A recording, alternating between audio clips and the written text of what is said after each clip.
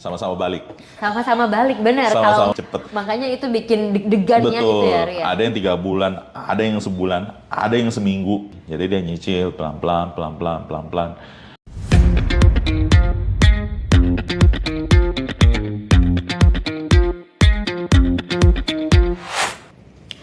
Hai Brothers, akhirnya kita ketemu lagi ya di Bedpot Batavia Podcast. Dimana sebelumnya kayaknya lebih banyak video solo ya untuk Brothers semua. Dan di episode Bedpot kali ini dalam rangka ulang tahun Bedpot yang pertama. Yeay! Terima kasih ya untuk semua Brothers yang sudah menyaksikan Bedpot dari episode pertama sampai dengan episode kali ini. Dan kali ini segmennya agak sedikit berbeda. Biasanya kita ada segmen 5 menit aja. Saat ini segmennya 5 menit aja nggak cukup. Karena kita ingin memberikan informasi yang lebih dalam untuk Bro Ensas supaya Bro Ensas juga semakin puas untuk nonton di Bedpot kali ini. Dan tetap bersama Bro Ri. Hai Ri. Halo, Yas. Udah lama nih Ri kita nggak Bedpot lagi ya Ri ya. Nah Ri, jadi yang ingin aku obrolin untuk di Bedpot kali ini lebih ke yang sedang terjadi saat ini, yaitu market kebakaran. Yep. Kalau misalnya kita tarik, Padahal musim hujan ya. padahal musim hujan, tapi kebakaran, nggak tahu itu apinya dari mana tuh jadinya. Nah, kalau kita tarik dari awal tahun nih, Ri, IHSG udah turun kurang lebih 11% gitu ya, sampai tanggal 21 Maret 2025 kemarin. Di 6 bulannya 19%. IDX 30 turunnya lebih dalam lagi, Ri. Kalau misalnya setahun atau year to date di 14%, 6 bulannya bahkan 27%. Gitu. Panik dong, Ri, investor ya, Ri ya. Yep. Sebenarnya, Hari ini juga masih minus lagi. hari ini juga masih minus lagi. Pas Iya. kita tapping hari ini itu masih minus juga Iya. gitu dan cukup dalam juga. Boleh nggak sih Ri, sebenarnya kita panik karena kan sebenarnya konsep equity itu jangka panjang. Tapi boleh nggak sih kita panik dengan kondisi kayak gini, kebakaran kayak gini, Ri? Ya. Jadi kalau kita ngomongin boleh panik nggak, ya namanya panik seharusnya sih jangan. Oke. Tapi waspada ya pasti gitu ya. Takut pasti ada. Tapi panik ini kalau bisa kita kendalikan lah gitu. Jangan sampai jadi kepanikan, tapi mungkin lebih ke khawatir boleh, takut boleh gitu ya. Waspada boleh gitu. Tapi jangan sampai jatuh ke panik gitu ya. Karena nanti kalau panik, takutnya nanti kita jadi melakukan tindakan-tindakan yang salah lah atau tidak sesuai terhadap portofolio kita gitu ya. Soalnya sebenarnya kejadian-kejadian kayak gini tanpa saya bermaksud mengecilkan, saya juga punya portofolio, jadi juga turut merasakan. Tanpa mengecilkan kejadian kali ini kan bukan kejadian pertama kalinya di market seperti ini. Dan tidak akan menjadi kejadian terakhir kalinya di market. 5 tahun lagi, 10 tahun lagi, atau mungkin as soon as 3 tahun lagi, kita nggak tahu yang namanya market. Pasti akan terjadi koreksi lagi, baik besar maupun kecil. Mungkin kalau saya flashback, kita lagi siapin nih sama tim sosmed kita. Tias juga tahu kan ya, kita lagi siapin data 5 drawdown atau crash terbesar selama ya abad ke-21 inilah. Gitu ya. Mas tahun 2000-an inilah ya. Iya, jadi kalau kita lihat kebetulan sampai saat ini minus yang sekarang ini bukan yang paling besar. Belum yang paling besar, Karena kita nggak tahu. sebelumnya ternyata ada yang lebih Ada besar yang lagi. pernah lebih besar, ada yang pernah lebih kecil. Namun, apa persamaannya, Yas, dari 5 drawdown terbesar tersebut? Sama-sama balik. Sama-sama balik, benar. Sama-sama Kalau enggak balik. sampai ke IHSG saat ini kan, Ri? Cuman baliknya butuh waktu. Oke. Dan biasanya, yang namanya aja turun sampai 20%, 30%. Berarti ada orang yang bersedia menjual di harga bawah, ya kan? Betul. Artinya, memang suasana pasti sedang tidak baik-baik saja, itu sudah pasti. Ya. Tinggal apakah sedang tidak baik-baiknya saja itu alasannya apa, penyebabnya apa gitu ya. Tapi selama 25 tahun terakhir, event minus yang paling besar itu mungkin di Global Financial Crisis atau krisis KPR di Amerika 2008, itu minusnya 50% something, yaitu 1 tahun balik. Dan rata-rata yang lain 1 tahunan lah balik gitu ya. Dan memang turunnya selalu lebih cepat ya. Turunnya selalu lebih cepat. Makanya itu bikin deg-degannya gitu ya, Ri, ya. Ada yang 3 bulan, ada yang sebulan, ada yang seminggu. Yang 2008 seminggu, puncak paling dalamnya. COVID 2020 juga seminggu 2 minggu lah, Iya. pas tajam-tajamnya gitu ya. Ya tanya takut nggak? Takut pasti. Panik, nah panik itu kan reaksi. Kalau bisa jangan panik, karena takutnya nanti malah mengakibatkan keputusan yang salah. Oke, jadi lebih emosional kali ya Ri ngambil Betul. keputusannya ya. Oke.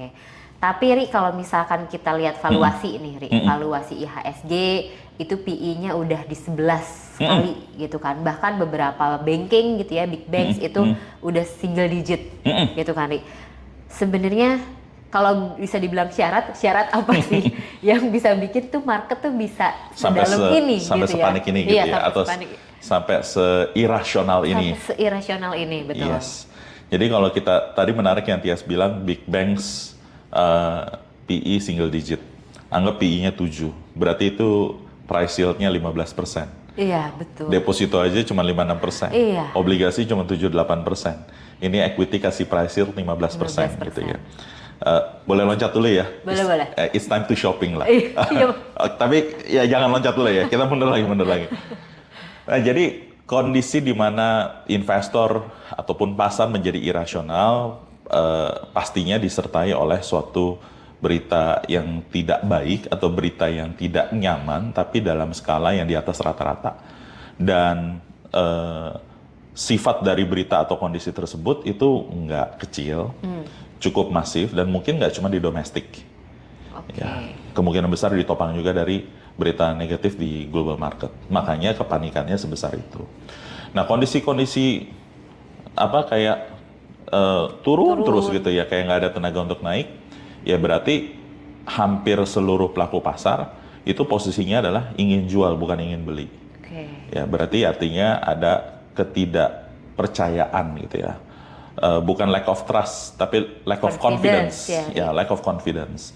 Kenapa? Bisa terjadi beberapa hal. Misalkan yang pertama, yang paling utama sih biasanya adalah ujungnya mungkin belum kelihatan. Ya, ujungnya belum kelihatan, atau masih ada possibility another surprise bad news. Oh. Ya, jadi bisa jadi nggak ada surprise bad news baru, tapi ujungnya belum kelihatan nih. Jadi lebih ketidakpastian ya. Turnaround-nya gimana gitu ya, atau masih ada yang ditunggu. Atau yang ketiga, nah ini yang agak susah ngejelasinnya. Simply orang pengen keluarnya pelan-pelan supaya ibaratnya gini, supaya nggak ngancurin market. Tapi ini aja udah rontok gitu ya. Iya, betul. Tapi mungkin karena memang forces yang pengen keluar itu lebih besar lagi. Oh. Jadi dia nyicil. Kalau nggak mungkin turunnya lebih dalam lagi. Jadi dia nyicil pelan-pelan. Nah itu mungkin kurang lebih 3 kondisi yang membuat kok penurunan ini kayak nggak ada habis-habisnya. Iya. Nah mungkin kan Bro Renses nonton Bedpot ini kan bisa langsung pas kita launching nanti tanggal 28 ya, Iya, ulang tahun tanggal pertama 28. kita. Betul. Bisa juga sesudahnya gitu ya, kondisinya mungkin udah berubah. Tapi kalau misalkan aku boleh highlight sedikit, mungkin yang pertama turnaround-nya apa gitu ya. Nah itu mungkin memang benar sih, belum ketahuan.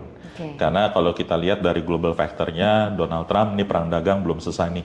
Ada kemungkinan kebijakan-kebijakan baru yang mengagetkan gitu ya. Jadi itu menjawab alasan nomor 1 sama alasan nomor 2. Okay. Turnaround-nya belum tahu, yang sudah berjalan nggak enak ini turnaround-nya belum tahu, sama plus mungkin ditambahin lagi ketidakpastiannya. Yang ketiga, dan itu kayaknya memang masih terjadi, asing outflow. Okay. Jadi kalau misalkan kondisi sangat tidak nyaman, ketidakpastian, ya cash is king, makanya emas lagi tinggi gitu ya. Terus orang menghindari risiko, orang menghindari yang bisa naik bisa turun. Karena kalau kondisi tidak pasti, yang bisa naik turun itu banyak kan turunnya, bukan naiknya. Karena lagi tidak pasti gitu ya. Nah jadi dengan kondisi seperti itu, kita harus sadar bahwa ini adalah, tadi balik ke yang pertama, ini adalah siklus berulang. Okay. Ini siklus yang pasti terjadi pada saat ketidakpastian itu terjadi. Mungkin kurang lebih itu gambaran yang saya bisa kasih gambaran, karena PE single digit di beberapa big names itu irasional. Betul. Kinerjanya memang mungkin tahun ini tidak akan sebagus tahun lalu atau tidak sebagus 2 tahun lalu. Kinerja emiten kita nih ya. Tapi di research kita dan broker-broker yang kasih data ke kita, yang fitting ke kita, itu masih EPS growth positif. Oke. Cuman menipis dibandingin sama tahun lalu. Tapi tetap grow gitu ya. Grow sebagian ya, secara average. Iya. Ada beberapa yang mungkin turun, ada potensi turun, tapi yet still masih profit. Jadi profitnya turun, tapi masih profit gitu. Jadi harusnya kita nggak ngomongin krisis ya, krisis ekonomi harusnya belum. Dengan data-data yang ada saat ini pun lebih cenderung ke perlambatan rather dan ke krisis. Kurang lebih seperti itu. Oke. Terus dari tadi kan kayaknya memang ketidakpastian yang paling utama ya, Ria. So what should we do, Ri? Soalnya kayak ada yang bilang ya udah misalnya pindah dulu deh, tapi pindahnya kemana? Gitu. Terus ada Pindah yang ya, bukan kabur. pindah. Agak beda nih. Iya, agak beda. Pindah, tapi Pindah aja pindahnya dulu, kemana? ya. Tetap investasi dong, gitu. Jangan kabur. Pindah tapi kemana? Ada yang bilang beli lagi, tapi dari kemarin udah beli, Ri. Gitu, uangnya udah habis. Gitu. Terus ada yang bilang ya udah diemin aja, tapi gemes sendiri, nguji kesabaran sendiri, gitu kan. Terus kita harus ngapain gitu? Jadi harus ngapain ya? Iya. Jadi yang pertama sih beda-beda ya. Semua harus balik lagi ke risk profile, ke tingkat kenyamanan dari masing-masing individu ataupun investor yang ada di market gitu ya. Jadi kita nggak bisa sama ratain gitu branches yang A dan branches yang B. Sama-sama agresif aja bisa jadi pilihannya beda. Betul. Gitu ya. Karena kan ngisi risk profile ketemu agresif kan pasti market lagi baik-baik aja gitu ya. Makanya masuknya agresif ya. Begitu ketemu situasi Konservatif semua jadinya. Iya. Jadi mungkin tiap orang beda-beda ya. Tapi benar tadi yang Tias bilang tuh ada 3. Yang pertama ya pindahin aja dulu. Ini mungkin orang yang sudah sangat panik terus bilang pokoknya gue harus pindah, gue nggak mau tahu, gue nggak mau expose sama risk lagi. Nggak salah kalau memang sudah nggak bisa tidur, sudah nggak nyaman, apalagi memang perlu uangnya ya. Walaupun disayangkan ya, harusnya invest kan jangan uang yang mau dipakai harusnya. Tapi kalau misalnya tiba-tiba one or another reason harus dipakai, mau nggak mau deh, pasrah. Nah, permasalahan dari pindahin aja dulu gitu ya, bukan kabur aja dulu ya. Pindahin aja dulu adalah mau pindahin kemana yang mungkin punya daya kejar balik yang sama. Kalau enggak kan sayang ya, pas marketnya rebound, betul. Aset kita memiliki kecepatan mengejar yang lebih lambat misalkan. Tapi kalau memang orangnya sudah sangat panik, sangat tidak nyaman, nggak bisa ngomong apa-apa juga, terpaksa gitu ya. Yang kedua beli lagi. Ini yang paling make sense kalau risk profile-nya agresif, masih punya likuiditas, terus bercandaannya lah ya, nyalinya agak-agak uji nyali. Nah, ini paling cocok karena dengan kita melakukan averaging down, itu memperbesar kesempatan kita atau probability kita untuk bisa recoup kita punya kerugian lebih cepat, bahkan untuk bisa menambah daya dorong keuntungan kita. Jadi nanti pada saat marketnya memang sudah balik dan sudah positif lagi, melewati titik tertinggi sebelumnya, untung kita akan lebih banyak lagi. Tapi tadi syaratnya harus ada 3. Risk profile-nya masuk, terus dananya masih ada gitu ya. Terus yang ketiga ya bisa tidur. Dia nyaman gitu bahwa uang itu memang saya tidak pakai sama sekali. Dalam kondisi darurat pun saya tidak akan perlu uang itu. Karena ada porsi dana darurat lainnya. Gitu. Betul. Nah, yang ketiga, nah ini mungkin yang dibilang adrenalin junkies enggak gitu ya. Tapi konservatif juga enggak gitu ya. Jadi ya udahlah, diemin aja. Ntar juga pasti balik. Nah, itu yang paling bijaksana lah ya. Kalau nggak berani nambah tapi sayang keluar, yang paling bijaksana memang diemin.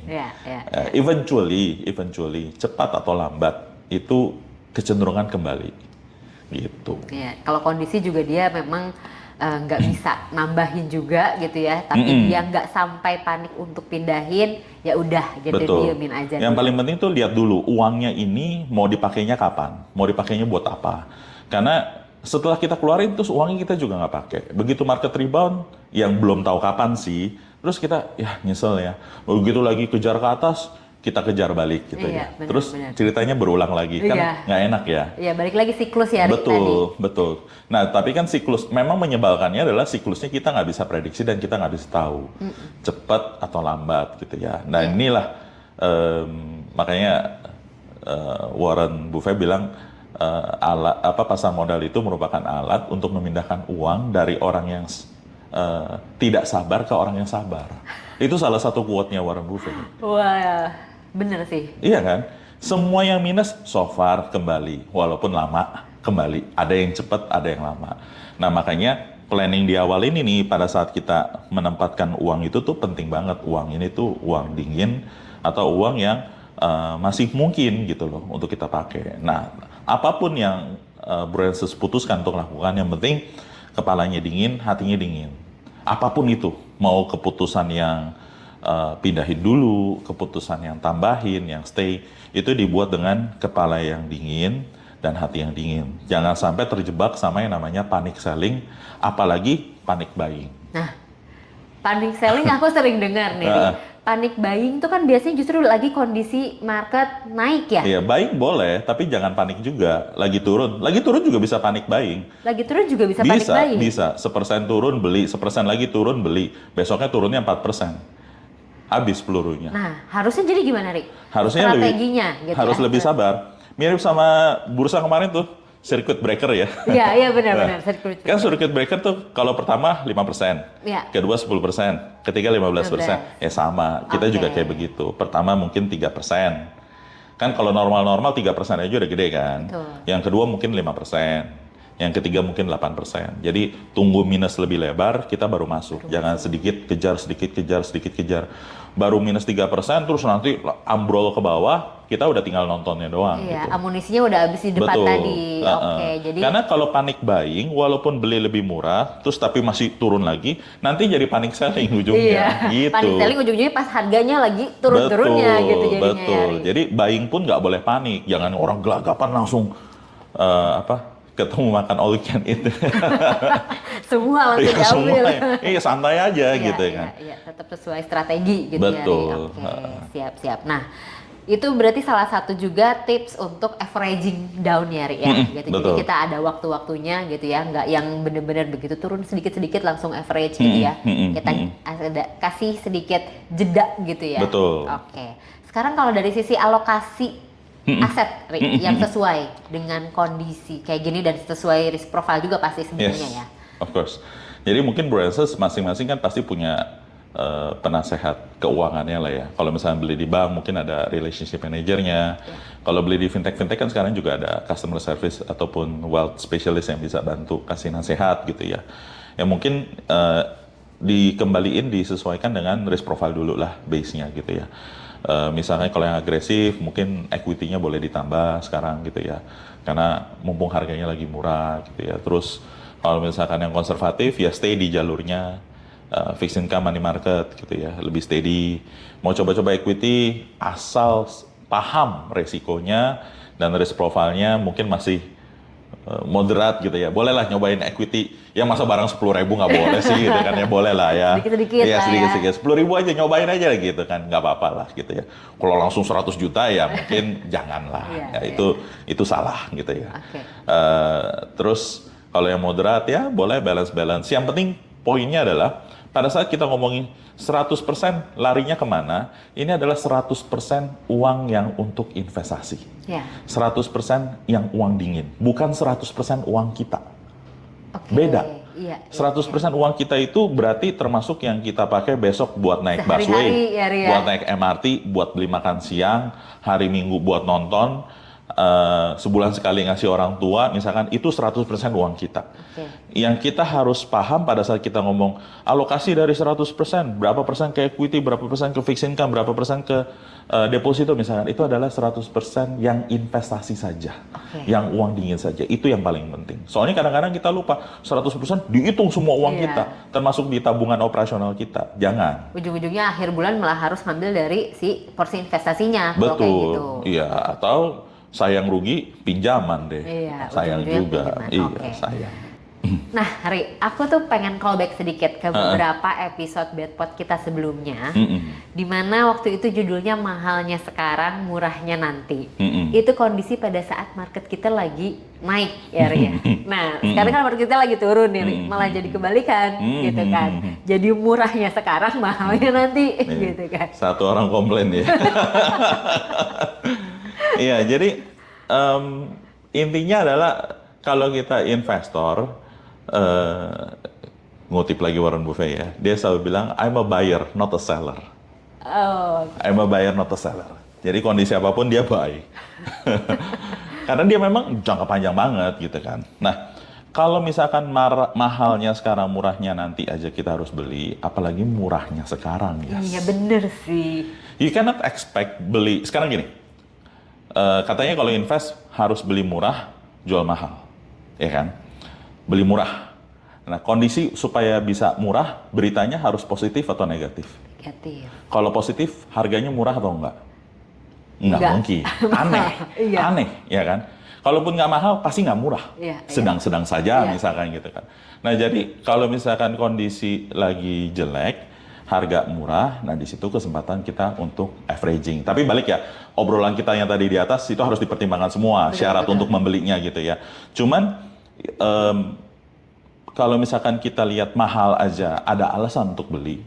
Apalagi kalau murah, lebih nggak ada alasan untuk nggak beli lagi. Iya, Sesuai dengan pertimbangan yang di atas tadi. Iya bener lagi Ri. Oke.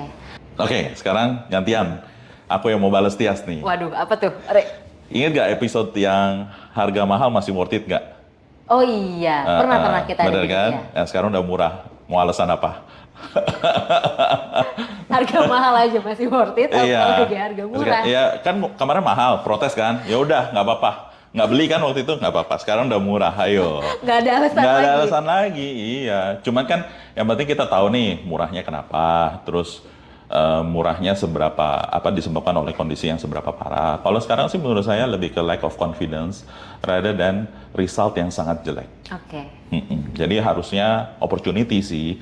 Tapi again tadi balik lagi ke atas-atas tuh semuanya ya, ke menit-menit sebelumnya tuh ya, risk profile, alokasi apa cash flow kita ya, dan lain-lainnya itu. Gitu. Oke. Closing lah Ri, kita closing. Siap.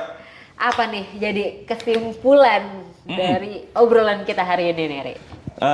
Kalau kesimpulan kan kayaknya udah jelas lah ya. Iya, udah panjang. Saya cuma Kata-kata terakhir lah. pesan-pesan terakhir. Pesan terakhir. Pesan terakhir. Kita jadi investor harus kuat rugi tapi juga kuat untung. Jangan cuma kuat rugi doang. Oke. Sekarang turun nih, kuat nih ditungguin. Begitu BP langsung keluar. Aduh sayang banget. Sayang banget malah nggak jadi dapat untungnya ya. Waktu 7.000 tertinggi berapa sih? 7.700-an ya? 7.700, 7.600. Jangan. Aduh coba kalau 75 gitu kan. Aduh coba kalau 73. Sekarang udah 6.000. Aduh coba 7.000. Sekarang 6.000 hari ini nih. Tanggal 24 Maret. 24 Maret. 6.000 gitu kan. Jadi begitu kita beli, jangan cuma sekedar BEP, terus kita buru-buru keluar. Sayang, yang penting balik lagi, kapan sih rencana keuangan kita, kapan dana itu mau dipakai, apalagi kalau itu buat pensiun masih lama, misalkan, apa itu buat nikah masih lama, atau cuma sekedar yang menumpuk kekayaan aja, berarti kan lebih nggak dipakai lagi, Iya, gitu kan. betul. Jadi itu, jadi investor jangan cuma kuat rugi, tapi juga harus Kuat untung. Mantap banget. Oke deh Ri, kita tutup dulu untuk Bedpot kali ini. Thank you Brances yang udah nonton Bedpot hari ini. Terima kasih.